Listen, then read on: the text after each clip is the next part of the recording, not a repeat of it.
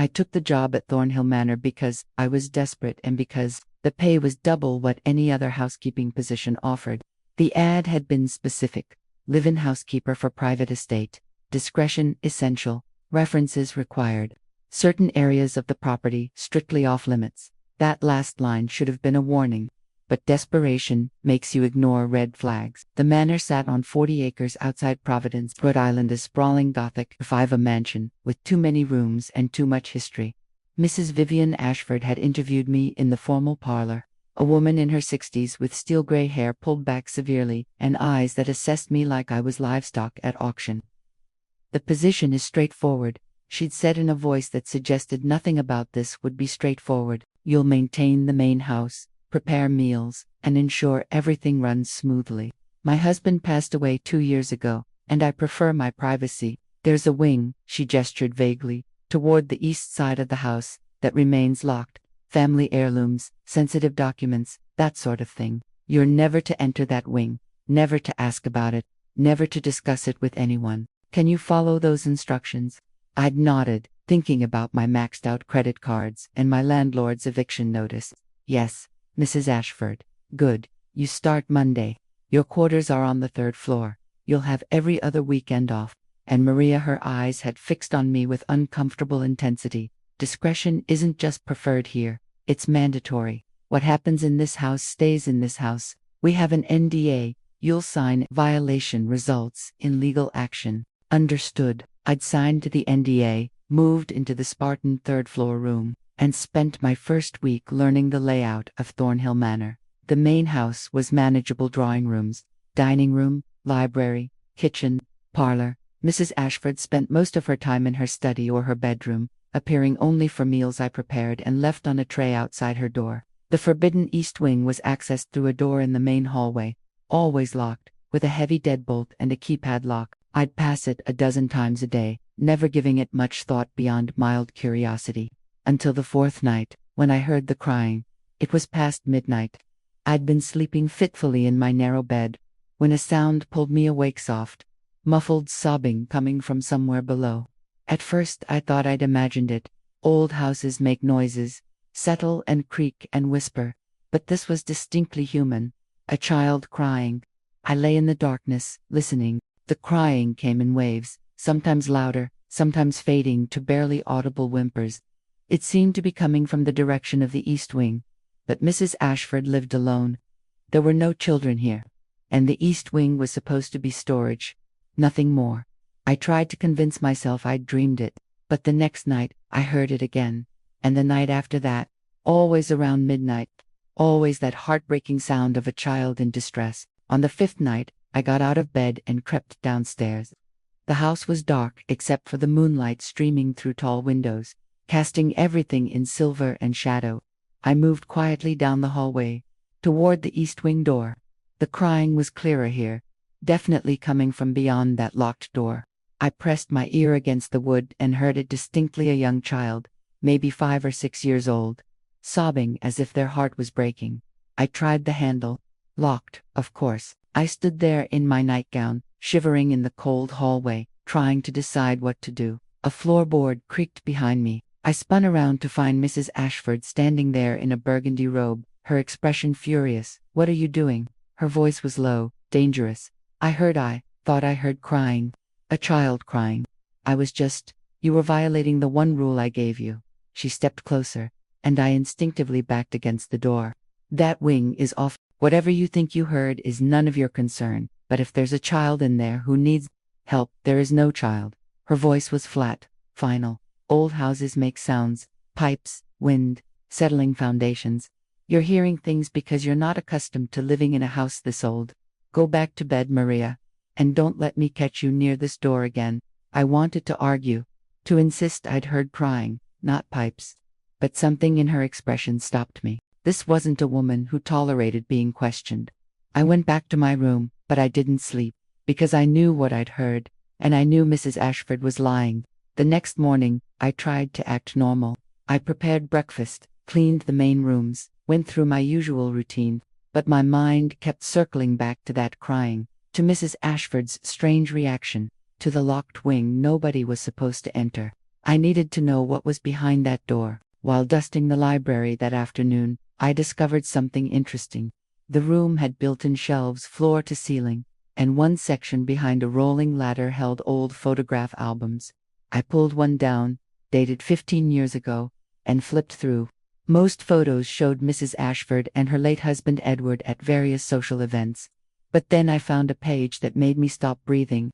A little girl, maybe 3 years old, with curly dark hair and huge blue eyes. She was playing in a garden, laughing at the camera. Written beneath in faded ink, Iris, age 3, summer 2010. I flipped forward. More photos of Iris at 4, at 5, at 6. Always alone, or with her parents. Never with other children. And always with that same haunting quality in her eyes, even when she was smiling. Like she was there but not quite present. The photos stopped abruptly when Iris appeared to be about 7. The rest of the album was empty. I heard footsteps and quickly shoved the album back. Mrs. Ashford appeared in the doorway, her eyes narrowing when she saw me near the shelves. "Those are private," she said coldly. "I'm sorry. I was dusting, and the library doesn't need dusting today. I suggest you find something else to do." I left quickly, but the image of Iris stayed with me. Who was she? Mrs. Ashford's daughter, granddaughter, and where was she now? That night, the crying came again. But this time, I was ready. I'd left my door ajar, already dressed in jeans and a sweater. When I heard those heartbreaking sobs, I crept downstairs with my phone in my pocket, flashlight app ready. The crying was louder tonight, more desperate. I stood at the east wing door, listening. And then I heard something else, a woman's voice, sharp and frustrated. "Stop that crying. I've told you. No one can hear you. No one is coming.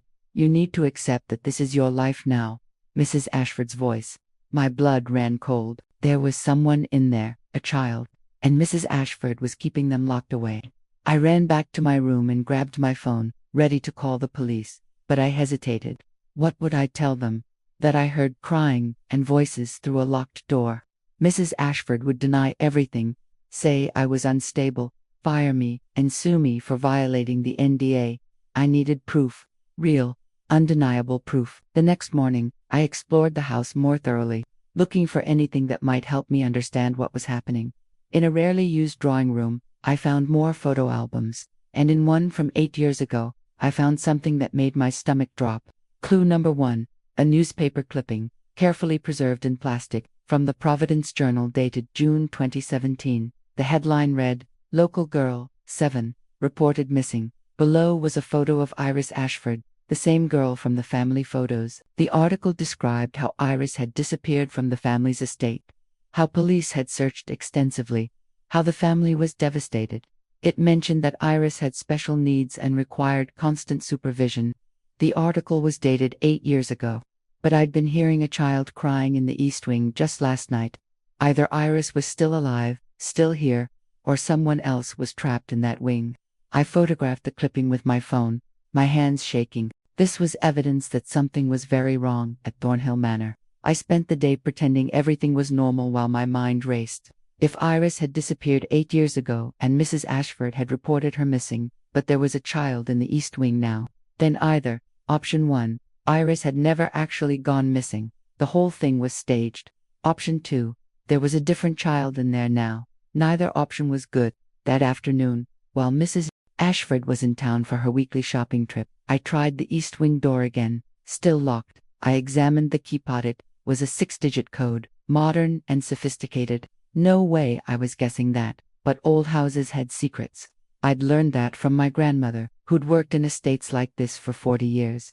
Old houses had servants' passages, dumbwaiters, hidden staircases, ways to move through the building unseen. I spent 2 hours searching, running my hands along walls, pressing on panels, looking for any hidden access, and finally, in a linen closet on the 2nd floor, I found it.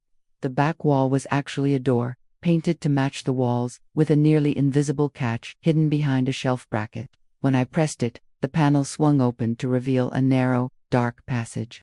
My hands shook as I turned on my phone's flashlight and stepped inside. The passage was cramped and dusty, clearly unused for decades. It ran along the outer wall, with stairs leading both up and down. I chose down, following the passage as it curved around the house, And then I found another door. This one was newer, added more recently. I pressed my ear against it and heard nothing at first. Then, faintly, the sound of someone breathing. I tried the handle. It turned. The door opened into a bedroom, but not like any bedroom I'd ever seen. It was comfortable, but cage-like. A bed, a small table, a bookshelf, a bathroom visible through an open door. No windows, only one door, the one I'd just opened. And sitting on the bed, staring at me with huge, terrified eyes, was a girl. She was maybe 10 or 11, with curly dark hair and blue eyes. She wore a simple dress that looked homemade, and she was holding something small and silver, a locket on a chain. "Who are you?" she whispered. "My name is Maria. I'm the housekeeper." "Who are you?" "I'm Iris." Her voice was soft, almost dreamlike. "Are you real? Sometimes I dream that someone comes, but then I wake up and I'm still here." My heart was pounding. "Iris Ashford, the girl who went missing 8 years ago." She nodded slowly. "I didn't go missing. Grandmother said I got too difficult, that people were asking questions about why I didn't go to school, why I had episodes, why I wasn't like normal children." Tears welled in her eyes. She said the world wasn't ready for someone like me, that it was better if everyone thought I was gone. So she locked me here, told everyone I'd wandered off and disappeared. And I've been here ever since. 8 years. This child had been imprisoned for 8 years. "Iris, I'm going to get you out of here. I'm going to, you can't." She clutched the locket tighter. "Grandmother will know. She always knows. She has cameras. She watches. And when she gets angry, double quotes." Iris pulled back her sleeve to show bruises, some fresh, some fading to yellow-green. I felt sick. "I'm calling the police right now." "No." Iris's voice rose in panic. "She'll say you're lying. She'll say I'm not real, that I died years ago. She has a grave for me, with a stone and everything. She has death certificates. She's planned this for so long. No one will believe you." She was probably right. Mrs. Ashford had spent 8 years building the perfect lie. She'd have contingencies, defenses, stories ready. "Then we run," I said. "Right now, we go through this passage, out of the house, and we don't stop until Maria." Mrs. Ashford's voice echoed from somewhere nearby. "I know you're in there. I came home early." The motion sensor in the passage alerted me. Motion sensor, of course. She'd been monitoring everything. Iris started crying, that same heartbroken sound I'd been hearing at night. "I'm sorry," she whispered. "I'm sorry you tried to help, but no one can help. No one ever can." Mrs. Ashford appeared in the doorway of the secret passage, her expression cold fury. "Step away from her, Maria. I'm not leaving her." "Then you've made your choice." She pulled out her phone. "I'm calling the police. I'll tell them you broke into a secured area of my home and attempted to kidnap a mentally disturbed girl I've been sheltering. You have no proof of anything, just a crazy story about hearing crying and finding a child who's been legally dead for 8 years. I have the newspaper clipping. I have photos of this room. I have photos of what? A bedroom. So what? I'll say you're delusional, that you've become obsessed with my deceased granddaughter's memory. I have lawyers, Maria. I have connections. I have 8 years of documentation supporting my story. What do you have?" I looked at Iris, at her resigned expression, at the way she'd curled into herself like she'd heard the script before, and I realized Mrs. Ashford was right. This was her house, her domain, her carefully constructed lie. One housekeeper with a cell phone and a fantastic story wasn't going to tear that down. But maybe I didn't need to tear it all down. Maybe I just needed to crack it open enough to let the light in. "I have this," I said, pulling out my phone and showing her the screen. It was set to record, had been since I entered the passage. "I have you admitting Iris is alive, admitting you locked her away, admitting you faked her death." Mrs. Ashford's face went white. "Give me that phone. It's already uploading to the cloud, already being sent to 3 different email addresses. You can take my phone, but you can't stop it." It was a bluff. I hadn't set up any autoupload, but she didn't know that. We stood in tense silence, neither of us moving. Then Iris spoke, her voice small but clear. "Grandmother, I'm tired.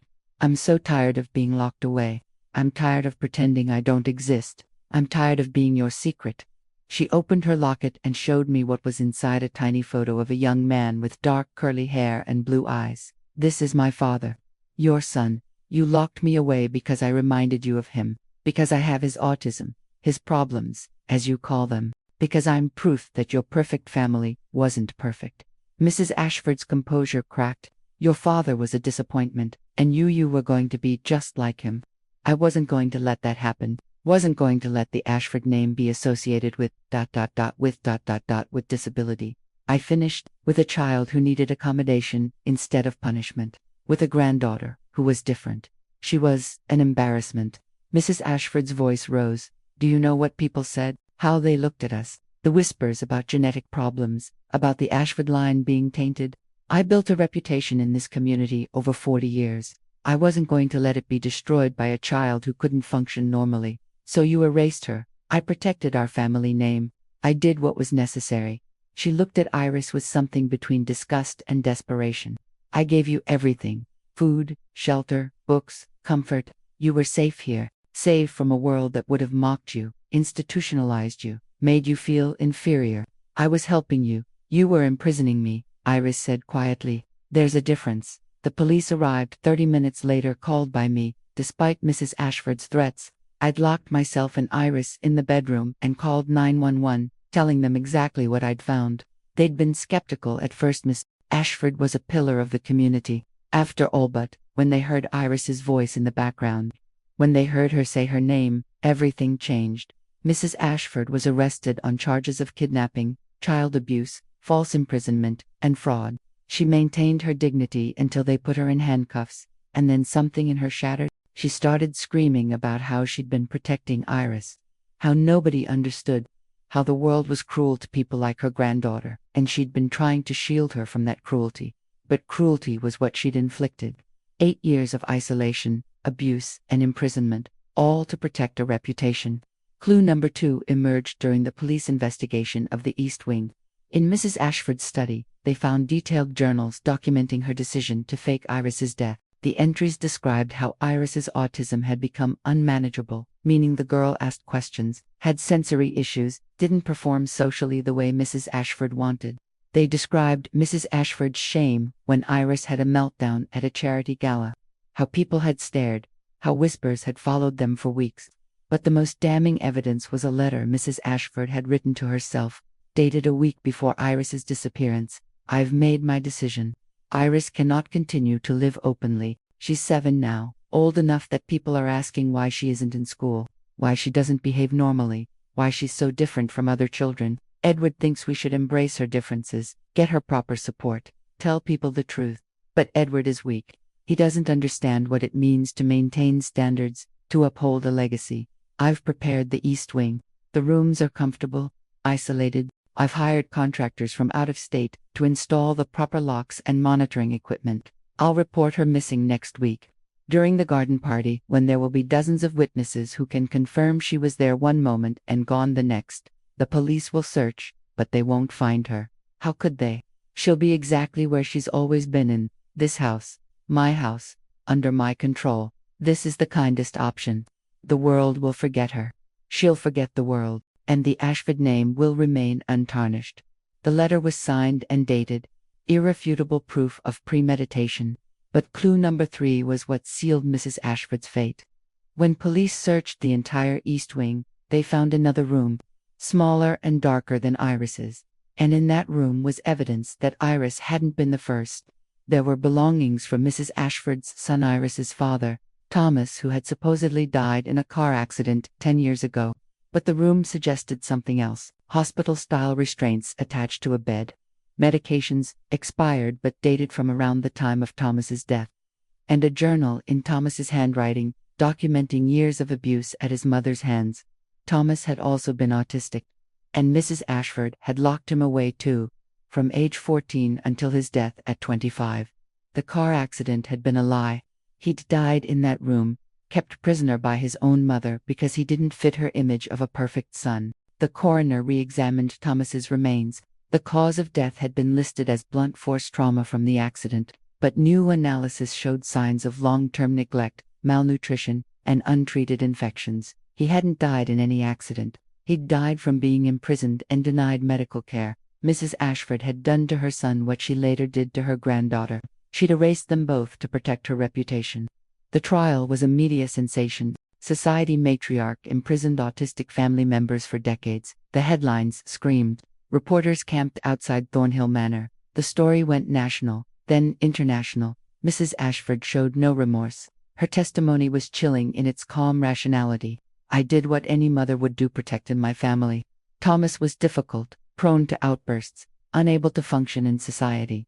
After my husband died, I couldn't manage him anymore. The room in the East Wing was for his own safety, and when Iris began showing the same tendencies, I knew what I had to do. I gave them structure, routine, safety. Is that so wrong? The prosecutor had held up photos of the rooms, the locks, the isolation, the years of imprisonment. You call this safety? You call erasing your own child's existence protection? I call it sacrifice. I sacrificed my happiness, my peace, to care for them privately, away from a world that would have institutionalized them, medicated them, made them feel broken. At least with me, they were home, they were prisoners, they were family, and family takes care of its own, even when that care requires difficult choices. The jury took 6 hours to convict her on all counts. She was sentenced to 40 years, effectively life for a woman in her 60s.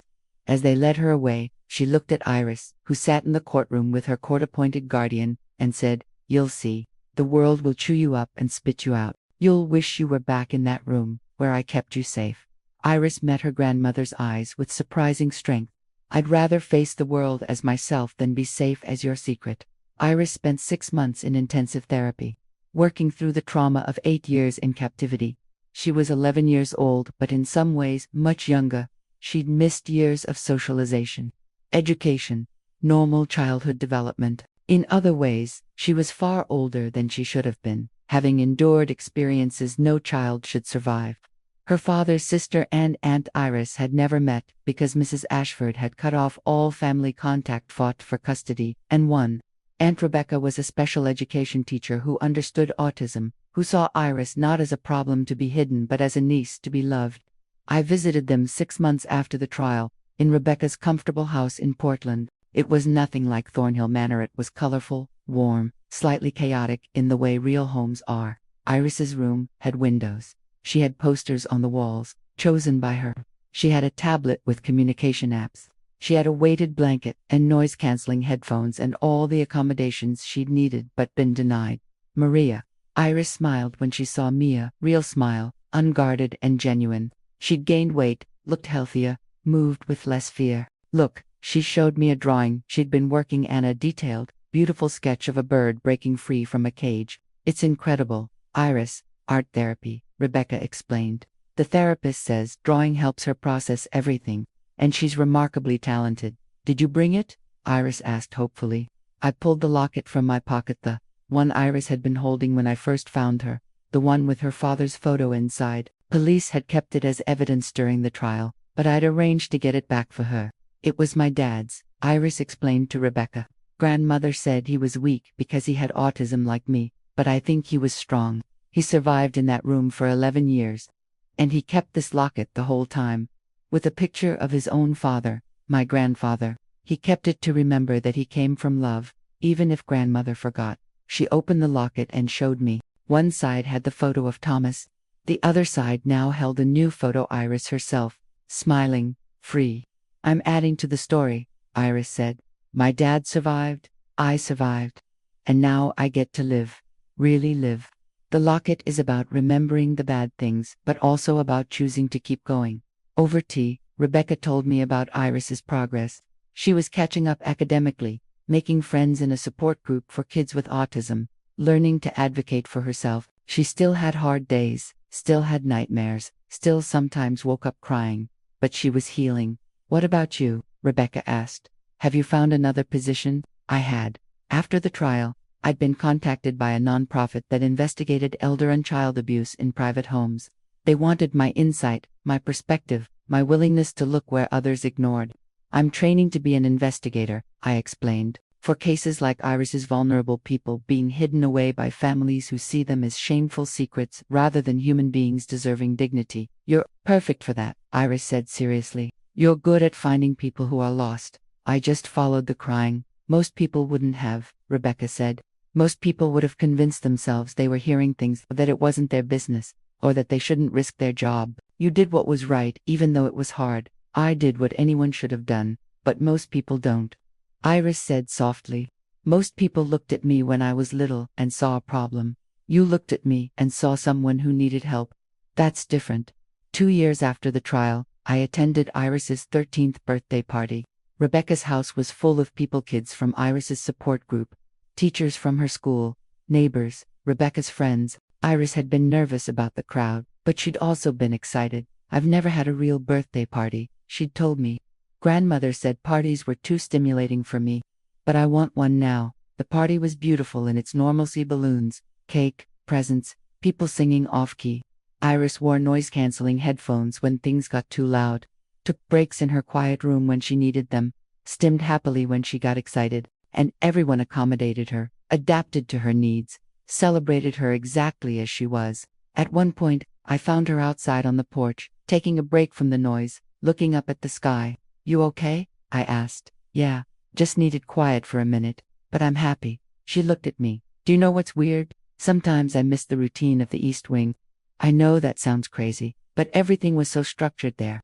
I always knew what was happening next. Out here, things are unpredictable. That's not crazy. That's normal. Trauma is complicated, but I don't want to go back. Even though it's hard sometimes, even though I get overwhelmed, even though the world is loud and confusing, I'd rather be here, free, making my own choices." She pulled out the locket, which she still wore every day. My dad didn't get to make choices. Grandmother controlled everything, but he kept this locket to remember that he was more than her prisoner. And I keep it to remember I'm more than her secret.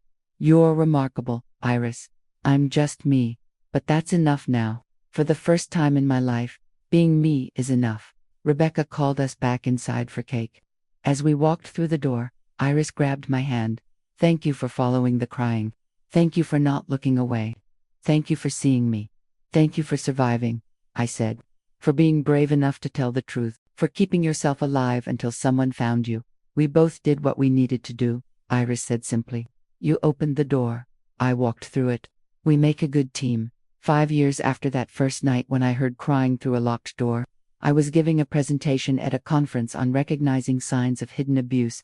In the audience were social workers, investigators, law enforcement officers, teachers, people whose jobs required them to look beyond surfaces. I talked about Thornhill Manor, about Mrs. Ashford's perfect reputation and her terrible secret, about how wealth and status can hide horrors, about how vulnerable people, especially disabled people, are, hidden away by families who see them as embarrassments rather than human beings. The warning signs are often subtle, I explained.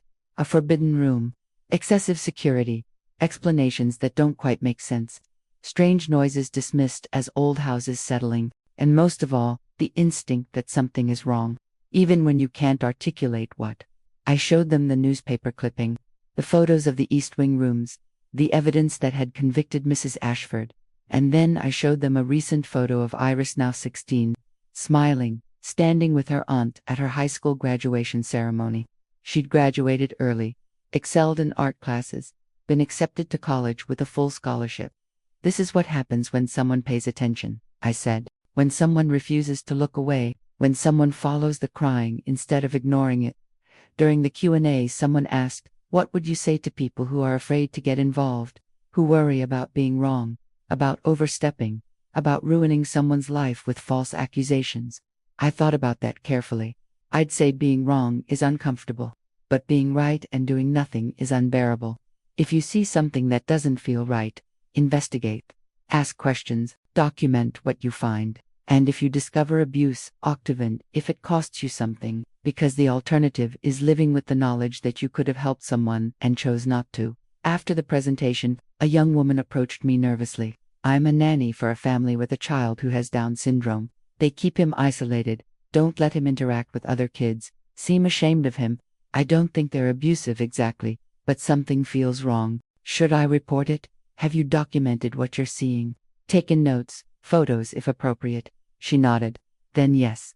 Report it. Let professionals investigate. Maybe they'll find nothing wrong.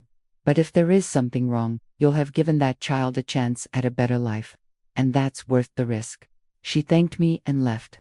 I hoped she'd follow through. I hoped that conference room full of professionals would go back to their jobs with heightened awareness, with commitment to look closer, to question more, to follow the crying when they heard it.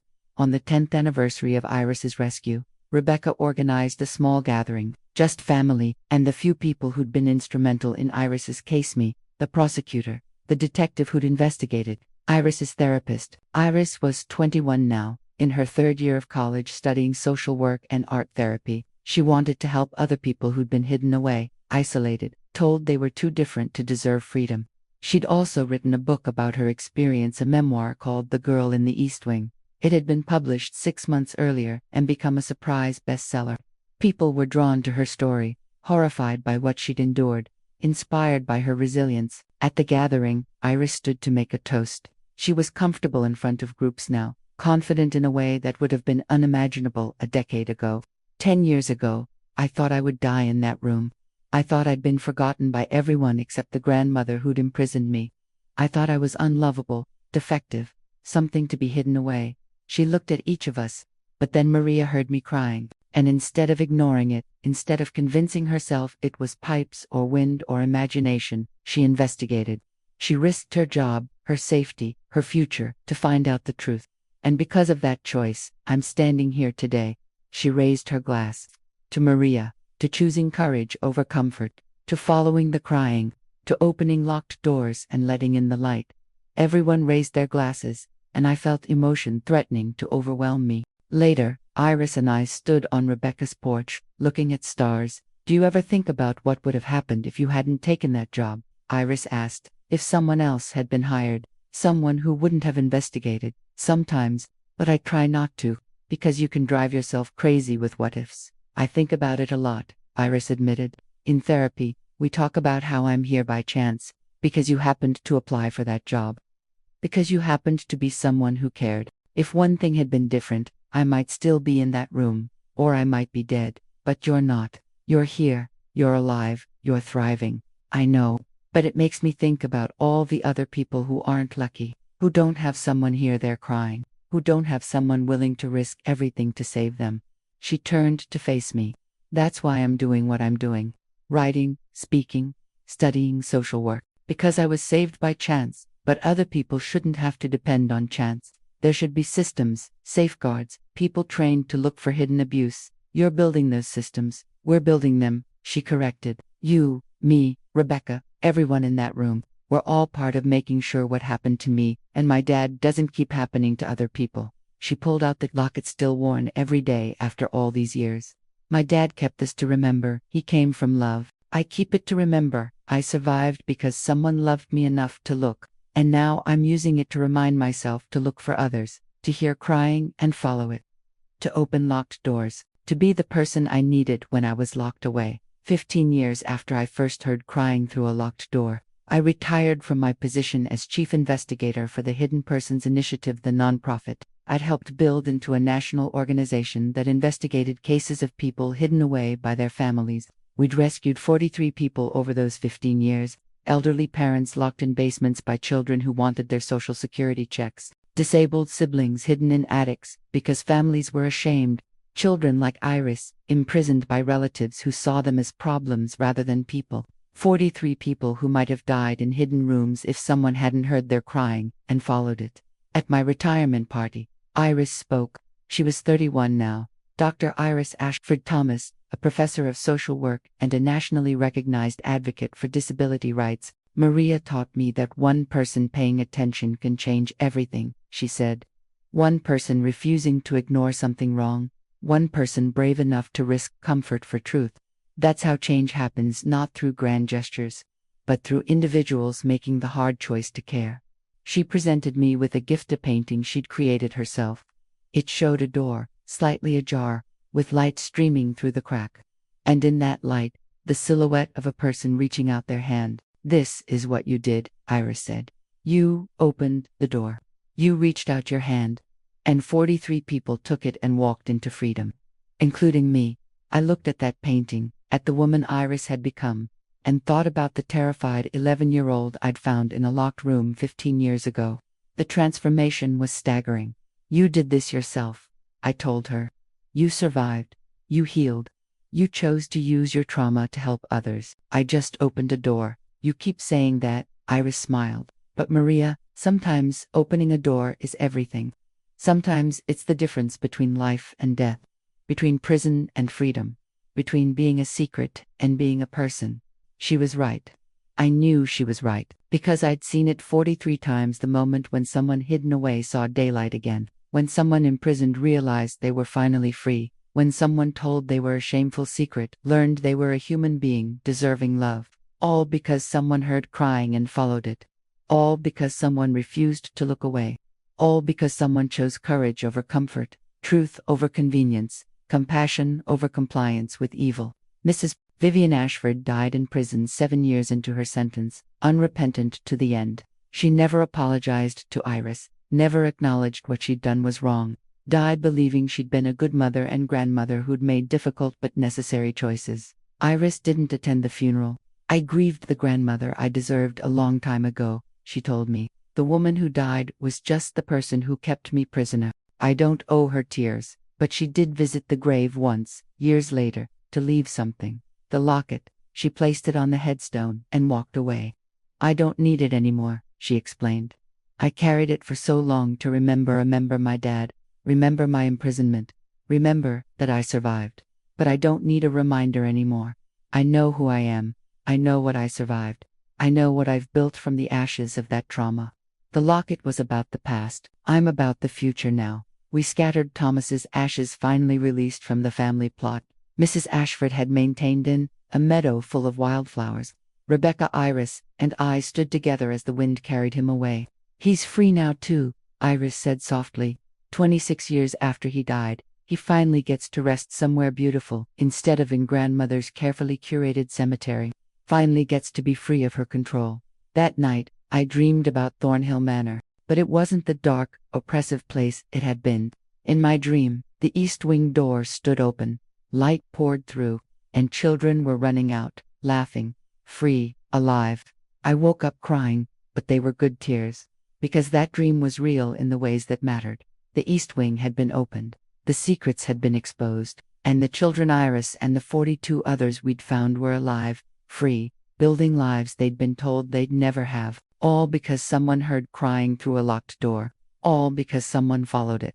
All because someone refused to let another human being remain hidden away in darkness. The work continues. There are still locked rooms, still hidden people, still families who think shame and secrecy are better than truth and acceptance.